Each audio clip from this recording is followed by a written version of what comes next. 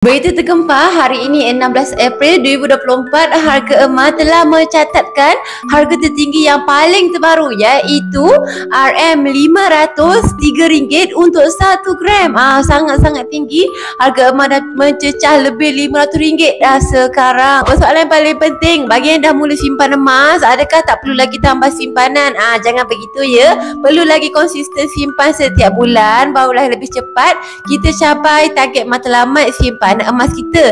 Dan bagi tuan-puan yang belum lagi bermula simpan emas, jangan lagi tunggu harga emas turun, terus sahaja mulakan simpanan emas dengan harga hari ini. Walaupun harga hari ini terasa sangat mahal, harga emas yang tertinggi, tapi pastinya 2-3 tahun akan datang harga emas akan meningkat lebih tinggi daripada harga emas hari ini. So, jangan bertangguh lagi, teruskan saja mulakan simpanan emas anda hari ini. Klik link dekat profil saya untuk daftar akaun secara percuma.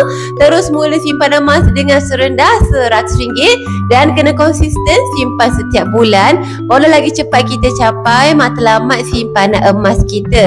Oleh itu, jangan lagi bertangguh mulakan simpanan emas, terus saja mula simpan emas hari ini. Akhir kata macam biasalah, senangnya nak simpan emas.